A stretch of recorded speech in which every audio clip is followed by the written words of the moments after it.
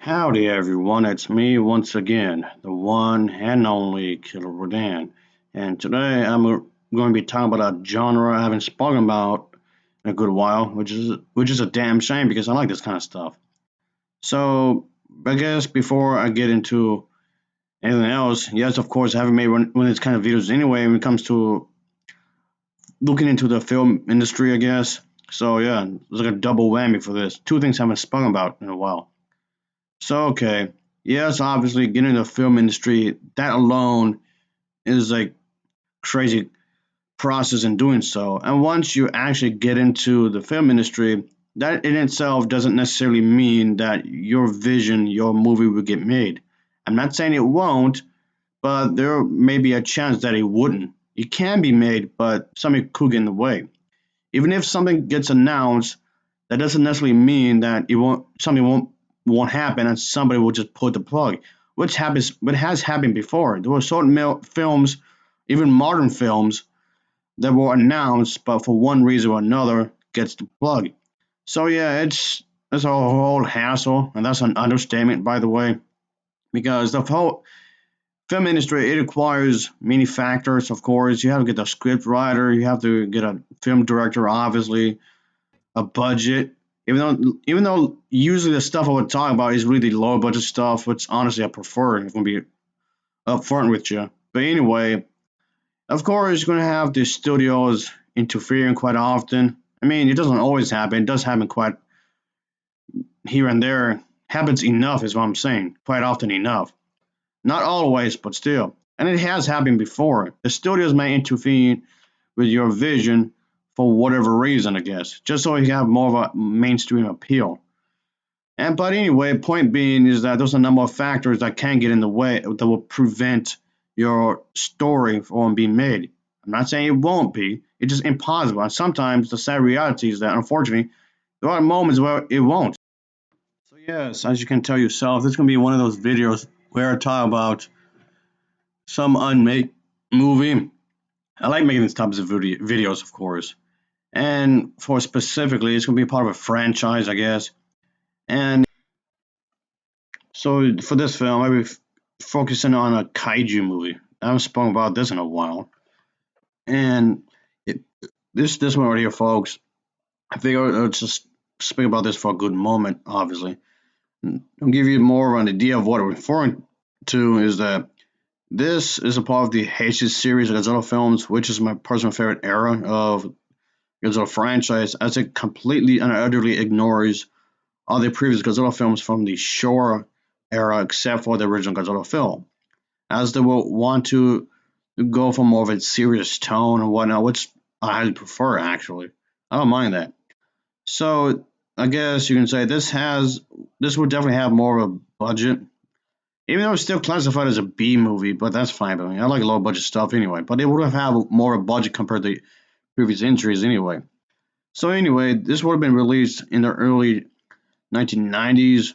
So and that's the thing though, they already had some kind of an idea of what they want to do, and yes, they were actually they're going to go forward with it as it seemed, because like I was saying, they had some concept of what they want to do with these characters, obviously, and they had some kind of, I guess, idea. In other words, not only that, they definitely put a lot of thought into it as well with these individuals who will be involved. As long as you got some important pieces here, you'd be alright.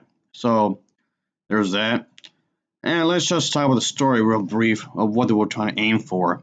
So there was going to be this nuclear waste dump located in an island near the South Seas, and pretty much, yeah, it's going to be pretty wild. And the thing is that it was causing abnormal mutations, as one would expect, and it was affecting the local vegetation and the animals and insect life.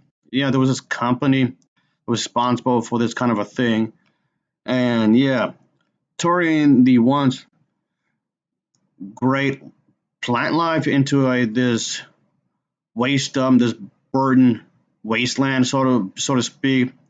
So yeah, there was this let's just say nature strikes. Let's put it that way. It hits the island and it does this like landside kind of a thing and unearths this behemoth of an egg and falls into the ocean and pretty much drifts in towards Japan, as you might expect. Shortly after, word of the giant egg approaching Japan starts flooding the media. So yeah, I guess a lot of reporters crazy, and several research teams are sent to the island in the South Seas to be more exact, I guess, to investigate this giant egg's origin. Like, what is going on here and what the hell is happening? Among the research team is this man, and who, let's say, by chance stumbles upon this tiny woman living on the island even not even a foot tall in height.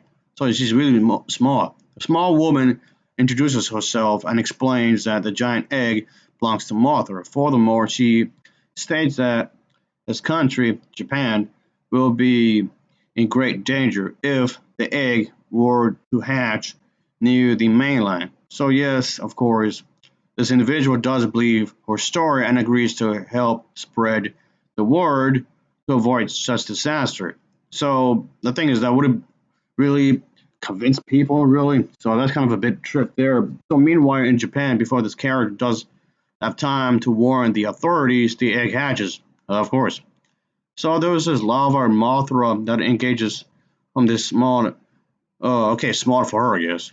For monsters, I mean. The shell among, I guess, one another unrecognizable creature. These unrecognizable creature is this thing or whatever, whom we haven't seen in the Godzilla series before. And I guess it's like supposed to be like a mutated Mothra kind of a thing, I suppose. So there's that. So I think it's pretty get crazy, obviously. There's gonna be giant monsters involved, of course. And yeah, Godzilla's gonna come around and start wreaking havoc, you might expect. So I guess it's gonna be a warning about how people should be and should react. And so of course there's gonna be some in terms of I guess us in other words, this kind of social commentary in some ways, I guess, in other words, is what we're aiming for. I guess you can say, sure, whatever. So there was that, obviously. But that's pretty much what they're trying to aim for, how people can act a certain way, be arrogant in pretty much everything they do. Yeah, how people can be such assholes. Alright, let's just talk about the background of this project for a moment here, folks, because what they want to do here it was actually based upon on a different idea. Well, a different project, I mean. Yeah, from this. So, this project came from another scrap project just to only ultimately have this scrapped. Like, what the hell? So that's depressing. You think about it. Well, quite honestly, it would have been more or less the same exact project. Really, it's not that much different from that because we would have what another monster, which this project as well had introduced a different other monster as well. And Godzilla himself would have been involved in some kind of fashion, in some sort of way. And that was going to be, of course, Monster Mayhem, slugfest, and just a bunch of destruction scenes as you might expect, and of course the human drama. So it's going to be pretty much reworked of a reworking of a story. So anyway, for this project, the Toho company set out to do their, I guess, introduce another popular character, was of course would have been obviously Mothra. So for this idea, they wanted to pit Mothra against a character, of course, and yeah, it's because it eventually was brought up in here, obviously. So there's that. But the thing is that, like I said, for both unmade projects, you kind of have the same idea. Here is that both unmade projects would have introduced two different new characters. Again, the general idea would have been pretty much fairly exactly the same thing. Pretty much. It would have been pretty much the same exact idea is that each project would have just introduced one monster and then the other monster. So that's two different monsters altogether. However, why that might seem like a pretty okay idea to do is that, of course, it's something I've already been complaining about with some of these movies. Just keep rehashing the same monsters over and over and over again, which I still complain about this kind of thing today, unfortunately, because they're still doing that. if I have any complaints about the legendary Godzilla films, because is that they feel that they keep recycling the same monsters all over again. But for these two projects right here, folks, is what I'm saying is that I know it sounds like I'm pretty much combining two videos in one. That's kind of true what I'm doing here because both of these projects would have been pretty much identical.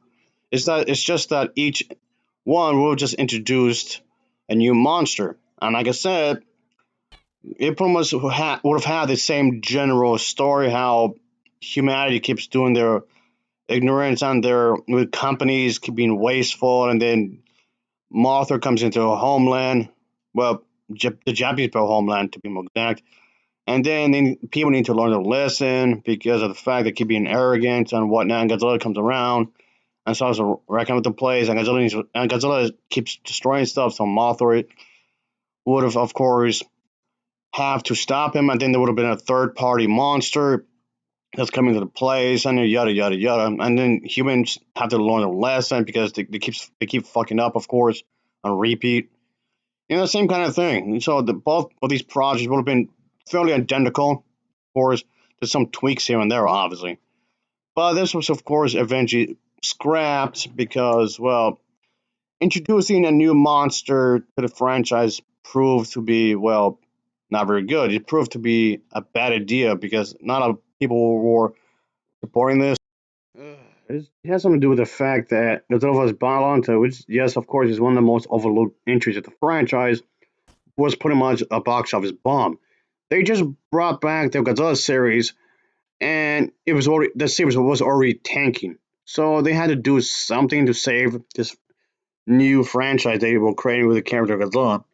They already did that with the film titled Godzilla vs. King Ghidorah, also released in the early 1990s, of course. And that's the thing, though.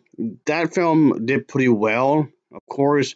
So the Toho company was looking for another popular character from the Shora era to bring back in the Heisei series era of Godzilla films because, like I said, this is a new continuity anyway. So of course they had to do something with these characters to make profit. You also have to keep in mind that the Japanese company or companies, the first and foremost a business thing. You have to keep that in mind. They have to make money. It's first and foremost a business tactic when you think about it. Of course, business is why that comes in. I'm not saying you can't take in risk, and that's what they did. They took risk and it pretty much bit them in the ass, so to speak. And the thing is that what I find kind of weird is that the fan base will complain of recycling the same characters too often, but they don't support the stuff that's more original. I mean, okay, that's a bit of a slight tangent there of what I'm doing here, but I'm just putting out this thing because a lot of fan base can be kind of weird at times, which unfortunately is true. I'm not saying every single one of them, but I'm just putting that out there. So the company, okay, sidetracking here again, is that I just want to point out that fact that the company did not want to lose any profit again, so they had to do something here. I'm gonna make it quick because they were releasing films, back to back, back to back, making multiple movies and releasing them just back to back, back to back. And yeah, it's kind of making chorus, and it's like an assembly line, pretty much. That's what this was viewed as. It's kind of like a assembly line, so to speak, with like automobiles and such. And you do need to make money. And I'm not saying to use that factor as the only reason to make go into business. Yeah, I'm looking at you, Michael Bay. But I'm just putting it out there. You don't have to make some kind of profit if you want to stay in the residency in Japan. You can say that for any system like this, but this is especially true for the Japanese film industry. Why they eventually did another version of this, like this, for example, this is the finished version, and it became one of the most popular, profitable films of all time. But even though, despite the fact, they actually introduced a new monster in that movie. Well, what the hell? Well, fuck me then. God damn it. But they introduced a monster anyway. Another new one, I mean. So, why did this just. Okay, just seems kind of weird when you think about it. But whatever, I guess. It's whatever. It just seems kind of weird. But there you go. Of course, it definitely has the Indiana Jones vibe to it, really. Which honestly, I don't mind. That's not a complaint, really. That's not complaint whatsoever. It definitely does have the kind of vibe to it, of course. I'm gonna give it like a fantasy kind of a thing. And yes, obviously they're trying to when it comes to making this movie, they had women in mind. When it comes to Godzilla vs. Mothra, it definitely had people in mind. This film was also titled Godzilla and Mothra: The Battle for Earth, which does seem pretty misleading when you think about it. Anyway, but like we're saying, they definitely had women uh, in mind as to why they wanted more something more fantasy based, kind of atmosphere, kind of a thing. So there's that. So and on top of that, the director also wanted to incorporate Hollywood elements into the screenplay. Hence, why you see the little nudge, wink, wink towards the Indiana Jones film being thrown into the mix. And oddly enough, it does seem fitting when you think about it. Of course. So yes, after the success of the early 1990s Godzilla vs. King Ghidorah, like I was saying a moment ago, they wanted to bring back another character. That is, of course, that's pretty popular with the Godzilla series, obviously. So the idea of showing a film featuring a new version of Mothra was actually dating back in 1990. So yeah, they already wanted to bring the character Mothra back anyway. So it seemed like a good opportunity to do so, which of course would seem like a great idea to have a creature other than Godzilla that's sought out to destroy humanity for his abuse of the Earth's resources. And that element still remained in the film, in the finished version of the film. So that technically still stay there. When you think about, at least to some extent, to only be attacked by Martha herself, the goddess of peace, which of course was also kept in the finished film as well. And yes, after the poor box of performance of Godzilla vs. Biollante, they had to be really the Toho company. I mean, had to be really, really careful on what they're going to do. So they pretty much assumed that Mothra was going to be a character that's pretty much purely born of a Japanese culture, and thus would have been difficult to market overseas. And so yeah, that's quite some difficulty. So the film might have been a hit in Japan, but overseas it was tricky as far as they were concerned anyway. So there was that, obviously. But of course, I had to keep some kind of idea here of what they wanted to do, really, because they behind the scenes idea, of course, they just wanted to eventually make some kind of thing here, make something somewhat familiar but kind of different at the same time. So it was definitely very fantasy based. When you think about it, very fantasy based. Oh yeah, but it worked. It worked. A lot of people seem to like this. Really, the fittest film Godzilla vs. Martha or Godzilla Martha Battle for Earth was rushed into production after a few short months after Godzilla vs. King Ghidorah. So yeah, it was definitely was going to be in there, obviously. So ultimately, you can tell that they really wanted to basically make sure that this new franchise, this new continuity will be successful. And again, it worked. As I mentioned earlier, is that this became one of the most highest grossing film of all time, at least one of them anyway. And people seem to like it. So it definitely was viewed as one of the better Godzilla films. Of course, according to a lot of people, he had this sense of adventure, of course, and a lot of people seem to enjoy what they were trying to do with its message, of course. And yeah, like I said, it worked with what they wanted to do in the grand scheme of things, obviously. So I can't really complain too much in that regard because it succeeded in doing what they were supposed to be doing at the end of the day. So, all right, let me just wrap things up here, folks. So, I do appreciate anybody for watching this video because I know my videos at times can be pretty damn lengthy, obviously. So, there you go, I suppose. And yeah, I haven't done one of these kinds of videos in a good while, unfortunately. I haven't done these kinds of stuff for too long, I suppose. It's been a hot minute since I've done one of these, of course. So, here we are again talking about this kind of stuff. And I like talking about this stuff. Kind of just get into the whole idea where it can be pretty damn difficult to get into the film industry, like I said right earlier. Just because you step your foot into the film industry, you finally got past the trial and error, that doesn't mean you're out of the woods just yet. Just of course, it's going to be a stressful process to get your vision onto the screen. And unfortunately, there are times that it never will. I mean, and like I said, doesn't mean you won't, but sometimes you won't. It just depends on the circumstances. And a lot of people believe is that it's not what you know, is who you know. To get your hands into the industry some kind of way. And in some ways that's actually true. Is more in the matters of who you know. Having the right connections, having the right budget, of course. I mean, yeah, those obviously the independent filmmaking, of course, obviously. That in itself is a whole other shebang. Having the your own film company or just making your entire film from scratch, pretty much. Yeah, being into independent filmmaking is a complicated issue unto itself. That's like a whole other video right there when you think about it. Independent filmmaking. When it comes to the corporate filmmaking, just because you got into it doesn't mean your film will be made. There's like a number of things that can get in the way. Maybe creative differences, or maybe people lose interest, or maybe there's some kind of conflict. Maybe an important actor dies or something. Like I said, maybe there could be like an injury, like I was saying a moment ago. Just a lot of things could plague your production, which has happened before with certain films. Just things plague the the set, unfortunately, project. So that'll be it, folks. I just thought I'd do this. So, of course, as always, thanks for watching and take care. Until next time, see ya. Oh, yeah, later.